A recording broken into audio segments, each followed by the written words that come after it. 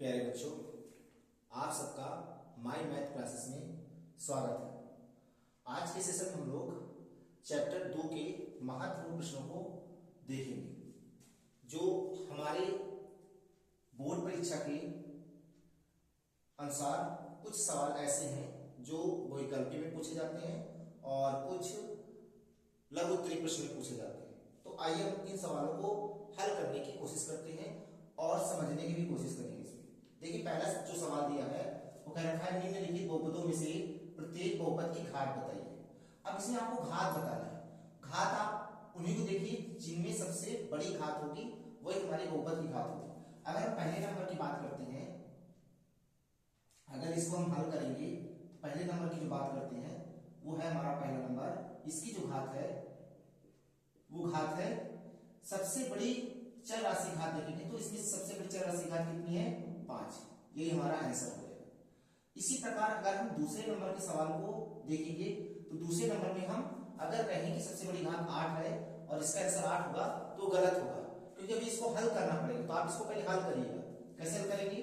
तो t की power 8 minus 3 t की पावर 7 प्लस 2 t की पावर 5 माइनस 6 टी स्क्वायर बटे क्या हो जाएगा? T square. हम इनको अलग अलग पदों में बांटते हैं। टी की पावर 8 बटे टी स्क्वायर माइनस 3 टी की पावर 7 बटे टी स्क्वायर प्लस 2 टी की पावर 5 बटे टी स्क्वायर और माइनस 6 टी स्क्वायर बटे टी स्क्वायर। ये दो टी स्क्वायर से एक टी स्क्वायर कट जाएंगे, टी स्क्वायर से ये कट जाएंगे, टी स्क्वायर से ये कट जाएंगे, टी स्क्वायर से कट जाएंगे। यहां जब 2 से 8 घटाएंगे तो टी की पावर 6 बचेगा, माइनस यहाँ टी की पावर 2 से 7 घटाएंगे कितना बचेगा? 3 टी की पावर 5 प्लस यहाँ 2 से काट देंगे तो कितना बचेगा? 2 टी की पावर 3 और माइनस टी स्क्वायर से टी स्क्वायर काट देंगे 6। अब अगर इसकी घात की बात करते हैं तो इसकी घात आ जाएगी हमारे पास 6। जो सबसे बड़ी घात होगी इसकी 6। सेम इसी तरीके अब हमारे पास तीसरा नंबर प्रश्न है। तो तीसरे नंबर प्रश्न में क्या है कि इसमें कोई भी चर राशि नहीं दी है, और जब चर राशि कोई नहीं दी है तो इसकी घात क्या होने वाली है? तो इसकी घात होने वाली है 0। अगर चर राशि कोई नहीं दी है और उसमें आपके बहुपद की घात पूछ रखा है तो बहुपद की घात क्या होगी? 0। ये कुछ पहले टाइप के ऐसे प्रश्न आपसे पूछेंगे। ये ज्यादातर बहुविकल्पी में देखने को मिलते हैं कि बहुपद की घात बताओ इनमें से कौन सी होगी। अब हम चलते हैं अपने दूसरे टाइप के प्रश्न में, जिसमें दिए गए चित्र में y बराबर fx। आप इसको जरूर देखिएगा कि y बराबर fx लिखा है कि x बराबर fy लिखा है। अगर x बराबर fy लिखा है तो आपको शून्यक y अक्ष के गिनना है, और अगर y बराबर fx लिखा है तो आपको शून्यक x अक्ष के गिनना है। का ग्राफ दिया गया है जहां fx एक बहुपद है तो fx में शून्यकों की संख्या बताना है। ये सवाल बहुविकल्पी में ज्यादातर देखने को मिलते हैं, बाकी आपको लघु उत्तरीय प्रश्न में नहीं मिलेंगे। तो इसमें आपको शून्य गिनना है, वो भी किस अक्ष के लिए? जहां पर जो दिया होगा x है, x अक्ष के लिए गिनना पड़ेगा। तो यहाँ पर हम शून्य गिनेंगे तो ये शून्य 1 और ये 2 बार x अक्ष को मिल रहा है, तो यहाँ पर शून्य होंगे, वो शून्य क्या होंगे? तो शून्य होंगे 2।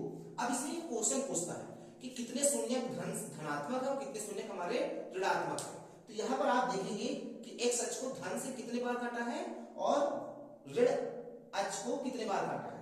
तो यहाँ पर x अक्ष को ऋण से 1 बार काटा है तो 1 ऋणात्मक और 1 धनात्मक। यहाँ पर 1 ऋणात्मक और 1 धनात्मक होगा। इसी प्रकार हम इसमें देखेंगे, यहाँ पर 1 ये शून्य हो गया, 1 ये 2 और 1 ये 3, 1 ये 4 और 1 ये 5। यहाँ पर जो शून्य की संख्या है वो कितनी है? शून्य की संख्या 5 है। अगर आपसे पूछ ले कि धनात्मक शून्य कितने हैं, ऋणात्मक शून्य कितने हैं, तो यहाँ पर आप धनात्मक शून्य की संख्या इधर गिनेंगे x अक्ष की। तो 1 2 बस 2 है धनात्मक शून्य। अगर ऋणात्मक की पूछे तो 1 2 3 तो 3 है। इसी प्रकार हम इसमें अगर बात करते हैं तो इसमें शून्य की संख्या कितनी होने वाली है? तो शून्य की संख्या ध्यान से देखिए, क्या x अक्ष को कहीं पर मिला है? नहीं है। ये सीधे सीधे किसमें ग्राफ बना दिए गए हैं? y अक्ष में। इसमें जो शून्य की संख्या है वो क्या रहने वाली है? 0 रहने वाली। इस तरह से आपको ग्राफ मिलेंगे और ग्राफ में आपको पहचानना है कि दिए गए जो हमारा ग्राफ है उसमें x अक्ष के कितने बार शून्यकों को काट रखा है। तो अर्थात जितने होंगे उतने हम शून्यकों की संख्या को प्रदर्शित कर देंगे। ये आपके पहले प्रश्न है और ये दूसरे टाइप के प्रश्न है। इनको आपको बहुत अच्छे से अध्ययन करना है और इनको कभी भूलना नहीं। ज्यादातर ये बहुविकल्पी में देखने को मिलते हैं।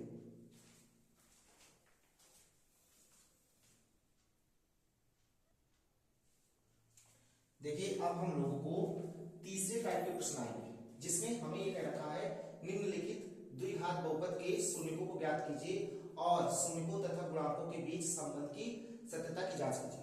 ये ज्यादातर क्वेश्चन आपके लघु उत्तरीय प्रश्न में देखने को मिलेंगे। आइए हम लोग पहले प्रश्न के बारे में समझते हैं कि पहले प्रश्न को कैसे हल करें। तो हमारे जो पहला प्रश्न दिया है वो 5x² माइनस 8x माइनस 4 निम्नलिखित द्विघात बहुपद के पहले आपको शून्य ज्ञात करना है, फिर शून्य के बाद फिर आपको क्या लिखा है कि और शून्यकों तथा गुणांकों के बीच क्या निकालना है, संबंध की सत्यता की जांच करना है। तो हमें सबसे पहले इसके शून्य निकालना पड़ेगा। तो शून्य जब किसी चीज से निकालते हैं तो हमें यहाँ पर लिखना पड़ेगा कि माना 5x² माइनस 8x माइनस 4 को हम किसके बराबर मान लेंगे, 0 के बराबर, क्योंकि अभी हमें इसके शून्य निकालना है तो इसलिए उसको मान रहे हैं 0 के बराबर। अब हम क्या करेंगे, x² का गुणांक जो 5 है और अचर पद उससे गुणा करा देंगे। 5 चौको कितना हो जाएगा 20, 20 के ऐसे खंड करो कि घटाने पर कितना प्राप्त हो 8। तो हम 20 के खंड कर डालेंगे, 20 के खंड करेंगे तो 2 × 2 2 0 0 2 5 10 और 5 × 5 हमारे पास 3 खंड बन गए और हमें बनाना कितने खंड है 2। तो हम क्या करते हैं इस 5 का 2 के साथ गुणा करते हैं तो 10 आएगा और 1 पर्सनल 2 हो जाएगा। अगर हम 10 का 2 के साथ गुणा करेंगे तो 20 आएगा और अगर 10 का 2 के साथ घटाएंगे तो हमारे पास कितना आएगा 8। तो इस प्रकार से हम इनको हल करते हैं। तो चलिए यहाँ लिखते हैं 5x² माइनस इस 8 को 2 भागों में बांट दिए, किसमें 10 माइनस 2 और x माइनस का 4 बराबर 0। अब इसके आगे हम हल करेंगे 5x² माइनस 10 का x में गुणा करेंगे 10x माइनस माइनस प्लस 2 का x में गुणा करेंगे 2x और माइनस का 4 बराबर क्या हो जाएगा 0। ये और ये इनमें कॉमन लेंगे, इस वाले खंड में कॉमन क्या मिला है 5, क्योंकि ये 10 से कट जाएगा तो 5 भी मिला है और x भी मिला है। तो 5 का 5 से भाग देंगे तो एक बार जाएगा, x से x कट जाएगा तो कितना बचेगा x माइनस 5 का भाग 10 में देंगे तो 2 बार और x से x कट जाएगा तो x बचेगा। यहाँ पर क्या कॉमन लेंगे, यहाँ पर हम 2 कॉमन लेंगे तो 2 कॉमन लेंगे तो क्या बचा 2 से 2 कट गया x प्लस माइनस गुणा करेंगे माइनस और 2 दूना 4 बराबर 0। ये दोनों सेम संख्या आनी चाहिए, अगर आपकी सेम संख्या नहीं आ रही तो फिर आपका गुणनखंड क्या है गलत है। तो एक ब्रैकेट में x माइनस 2 हो गया और दूसरे ब्रैकेट में 5x प्लस का 2 बराबर क्या हो जाएंगे 0। अब क्या करेंगे x माइनस 2 को 0 के बराबर रखेंगे क्योंकि हमें x के गुणांक निकालना है, वो सॉरी शून्य निकालना है। तो x बराबर क्या जाएगा 2, माइनस से उधर जाएगा प्लस से, फिर एक 5x प्लस 2 को 0 के बराबर रखेंगे तो 5x प्लस का 2 उधर जाएगा माइनस से, तो x बराबर हो जाएगा माइनस का 2/5 ये आ जाएगा। तो हमें जो द्विघात बहुपद है उसमें 2 शून्य प्राप्त हुए, एक शून्य हुआ x बराबर 2 और दूसरा शून्य हुआ माइनस 2/5। अब हमें क्या करना है शून्यकों तथा गुणांकों के बीच संबंध की सत्यता की जांच करना है। तो हमें क्या करना है सत्यता की जांच, क्या करना है सत्यता की जांच। जब हम सत्यता की जांच करेंगे तो क्या होगा ध्यान से देखिए। अब हमारे पास ये द्विघात बहुपद दिया है 5x² माइनस का 8x और माइनस का 4। अब यहां पर हम लोग क्या करने वाले हैं शून्यकों का योगफल लिखेंगे। शून्यक का योग बराबर क्या होता था माइनस x का गुणांक बटे x² का गुणांक।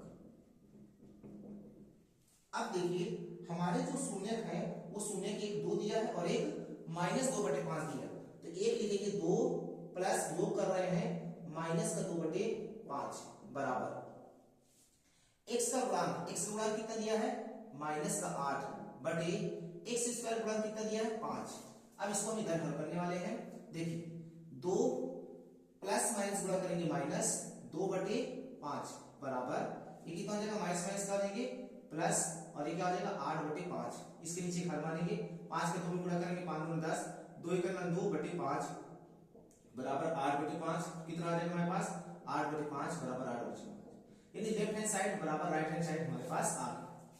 ये तो सिद्ध हो गया। अब हम क्या करेंगे इसी में क्या निकालेंगे शून्य के गुणन को भी चेक करेंगे। शून्य का गुणन क्या होता है अचर पद, ये सब आपको सूत्र बता दिए गए अचर पद बटे x² का गुणांक। अगर आप लोगों ने वीडियो नहीं देखा है तो आप पिछले वीडियो को देख करके आइएगा, क्योंकि उसमें हमने सब सूत्रों के बारे में समझाया है कि आपके शून्यकों का योग और शून्यकों का गुणनफल क्या होता है। तो शून्य को गुणन क्या है यहाँ पर हमने शून्य क्या निकाला है, पहला शून्य 2 है और अगला शून्य क्या है -2/5। इसको जब हल करेंगे तो अचर पद हमारे पास कितना है -4, तो माइनस सहित लिखेंगे और x स्क्वायर गुणा कितना है हमारे पास 5। 2 का 2 में गुणा करेंगे तो -4/5 बराबर -4/5। ये हो गया सत्यापन। तो हमें इस तरह इन सवालों को हल करना है। तो सवाल में सबसे पहले क्या कह रहा है, दो घात बहुपद के शून्यकों को ज्ञात करना। तो हमने शून्य ज्ञात कर लिए इस तरह हल करके। ये आप सब कक्षा 9th में आप कर चुके हो, तो आपको इन सवालों को करने में कोई दिक्कत नहीं होनी चाहिए। तो हमने सबसे पहले शून्य ज्ञात किए। शून्य ज्ञात करने के बाद फिर सत्यता की जांच करने के लिए हमने शून्यकों का योगफल का फार्मूला और शून्यकों का गुणनफल का फार्मूला लगाया और देखिए कि हमारे लेफ्ट हैंड साइड और राइट हैंड साइड आ रहे हैं कि नहीं। अगर आ रहे हैं तो इससे ये पता चलता है कि जो हमने शून्य ज्ञात किए हैं वो हमारे शून्य क्या है, सही। यहां लिखेंगे अतः शून्यक 2 तथा -2/5 होंगे। ये चीज आपको करना है। अब इसी प्रकार हम दूसरे प्रश्न को समझने की कोशिश करते हैं। तो देखिए दूसरा प्रश्न कैसे करेंगे, सेम इसी तरीके है। तो दूसरा प्रश्न हम हल करने की कोशिश करते हैं। देखिए दूसरा प्रश्न क्या है हमारे पास, इसी में हम दूसरा प्रश्न हल करने की कोशिश करेंगे। 6x² -3 -7x। पहली बात तो इसको हम क्रम में लगाएंगे क्योंकि क्रम से नहीं लिखा। क्रम का मतलब मानक रूप इसका सही नहीं है, इसको मानक रूप में सही लिखेंगे। तो सबसे पहले बड़ी घात आती है, फिर इससे छोटी घात, फिर इसके बाद अचर पद आते हैं।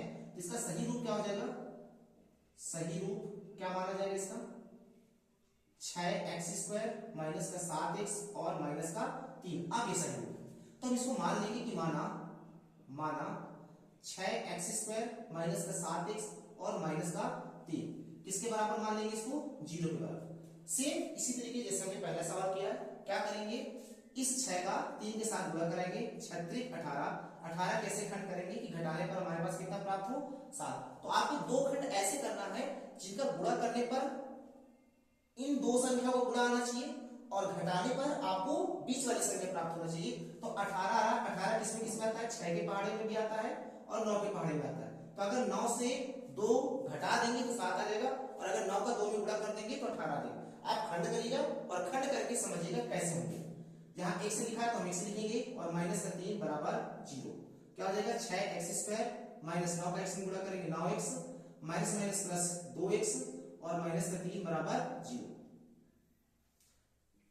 दो खंड कर लेंगे। इस दो खंड में क्या काम मिला, हमें ऐसी संख्या लेना है जो जिस संख्या से 6 भी कट जाए और जिस संख्या से 9 भी कट जाए। तो हमें ऐसी कौन सी संख्या है जिसमें 6 भी आता है 9 भी आता है, तो ऐसे 3 ही संख्या है। तो 3 कॉमन ले लेंगे और इसमें x भी कॉमन लेगा तो x भी कॉमन ले लेंगे। 3 का पहाड़ा पड़ेंगे, 6 से याद जाए तो 2 बार जाएगा तो 2 यहाँ लिखेंगे। x से x कट जाएगा तो x बचा, -3 का भाग 9 में देंगे कितने बार जाएगा हमारे पास, 3 बार, और x से x क्या हो गया, कट गया। अगले वाले में क्या कॉमन लेंगे, इसमें 2 है इसमें 3। जब किसी में कोई कॉमन नहीं मिलता है तो उस कॉमन को हम लोग क्या मान लेते हैं, इसमें एक कॉमन मिलेगा। तो हम यहाँ 1 लिखेंगे, 1 का भाग 2x में देंगे तो 2x प्लस माइनस गुणा करेंगे माइनस, 1 का भाग 3 में देंगे तो 3 बार बराबर 0। आपको याद रखना ये दोनों संख्याओं जो कोष्टक के अंदर है ये सेम आनी चाहिए। तो यहाँ पर क्या हो गया, 2x माइनस का 3 और दूसरे ब्रैकेट में 3x प्लस का 1 बराबर 0। तो क्या हो जाएंगे, 2x माइनस 3 को 0 के बराबर रखेंगे तो 2x बराबर, ये माइनस होता जाएगा प्लस से, तो x बराबर कितना हो जाएगा 3/2। अब इधर वाले की निकाल लेंगे, x 3x प्लस 1 बराबर 0। तो 3x बराबर क्या हो जाएगा -1, तो x बराबर क्या हो जाएगा -1/3। ये हमारे पास दो शून्य का है। अब क्या करेंगे, सत्यता की जांच।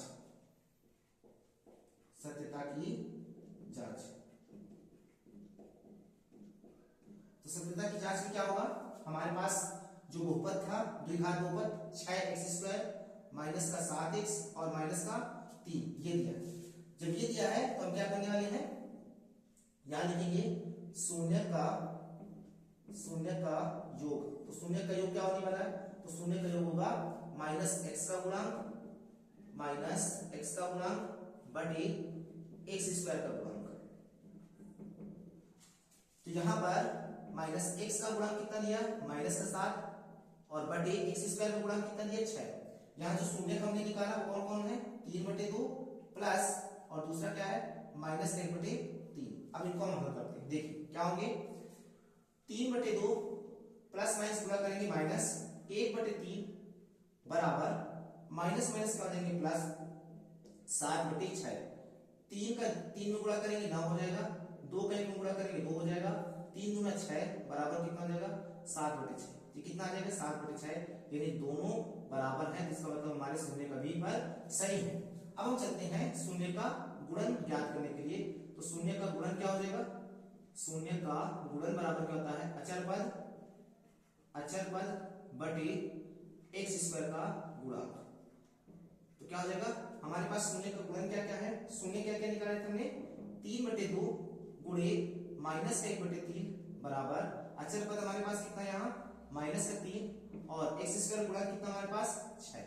तो क्या आ जाएगा 3 से 3 कट जाएंगे, तो कितना आ जाएगा माइनस का 1/2 बराबर 3 कटना 3, 3 दूना 6, ये भी माइनस का 1/2 आ जाएगा। अर्थात ये दोनों बराबर हैं। तो हम यहाँ लिख सकते हैं कि अतः शून्यक हमारे क्या होने वाले हैं, अतः शून्यक 3/2 तथा माइनस का 1/3 होंगे। सेम इसी तरीके हम तीसरे नंबर सवाल को हल करेंगे। तो चलिए हम लोग अब तीसरे नंबर सवाल को हल करने की कोशिश करते हैं। देखिए तीसरे नंबर सवाल क्या होगा, तीसरे नंबर सवाल में हमारे पास दिया है 4u² प्लस का 8u। देखिए ये पूर्ण रूप से नहीं लिखा हुआ है, कहने का मतलब इसमें u² का गुणांक दिया है, u का गुणांक दिया, परंतु अचर पद इसमें नहीं दिया है। जब अचर पद नहीं दिया है तो कोई दिक्कत नहीं है, हम इसको मान लेंगे, माना 4u² प्लस का 8u किसके बराबर मान लेंगे 0 के बराबर। पहले देखेंगे इसमें कॉमन क्या मिला है, तो यहाँ पर कॉमन क्या मिला है 4u, ब्रैकेट के अंदर क्या बचेगा 4 से 4 कट जाएगा, u से u कट जाएगा तो u बचेगा, प्लस u से u कट गया, 4 का भाग 8 में देंगे तो 2 बार जाएगा बराबर 0। तो ये जो 4u है पहले उसको किसको बराबर रखेंगे 0 के, तो u बराबर कितना आ जाएगा हमारे पास 0/4, अर्थात u का मान आ गया हमारे पास 0। तो पहला शून्य ये प्राप्त हो गया। अगला शून्य u प्लस 2 को किसके बराबर रखेंगे 0 के, तो u बराबर कितना आ गया -2। एक शून्य ये प्राप्त हो, एक शून्य 0 है और एक शून्य माइनस का 2 है। अब हम क्या करेंगे सत्यता की जांच करेंगे। तो सत्यता की जांच क्या है, सत्यता की जांच, देखिए सत्यता की जांच में क्या है हमारे पास जो बहुपद है द्विघात बहुपद 4u² प्लस का 8u और अचर पद नहीं दिया तो उस अचर पद को हम क्या मान लेंगे 0। जब नहीं दिया तो यहाँ पर हमारे पास शून्य का योग क्या आ जाएगा, शून्य का योग, तो शून्य का योग क्या आ जाएगा माइनस u का गुणांक बटे u² का गुणांक। आपको याद रखना है कि यहाँ पर कैसी चर राशि दी है, u दिया तो आपको u लिखना है, x दिया तो x लिखना, y दिया है तो फिर आपको y लिखना है। तो शून्य हमने क्या क्या निकाले, एक 0 निकाला है और एक 2 निकाला, तो प्लस का और एक कोष्टक के अंदर लिख देंगे -2। माइनस u का गुणांक कितना है 8, तो 8 लिखिए, u² का गुणांक कितना है 4। तो जब इसको हल करेंगे तो हमारे पास क्या आ जाएगा 0 प्लस माइनस गुणा करेंगे माइनस, यह आ जाएगा, इसको जब काटेंगे 4 × 4 4 × 8 तो यह आ जाएगा -2। इसको घटाएंगे तो कितना आएगा -2 बराबर -2, यानी ये दो बराबर हैं, दोनों शून्य, यानी लेफ्ट हैंड साइड बराबर राइट हैंड साइड। अब हम क्या करेंगे, अगला जो हमारे पास वो है शून्य का गुणन। तो शून्य का गुणन क्या होने वाला है, अचर पद बटे u² का गुणांक।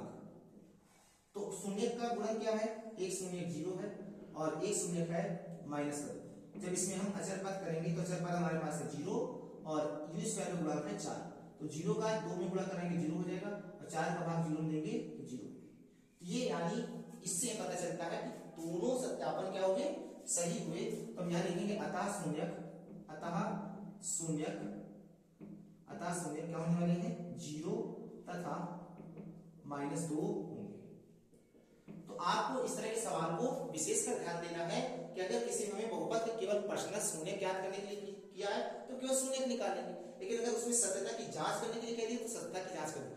इस सवाल से एक प्रश्न से दो काम हुए, एक तो हम निकालना सीख गए कि शून्य का योग कैसे निकालते हैं और एक सवालों से हम समझ गए कि शून्य का गुणनफल कैसे निकालते हैं। तो एक प्रश्न से हमारे दो तरीके के सवालों को हल कर लिया।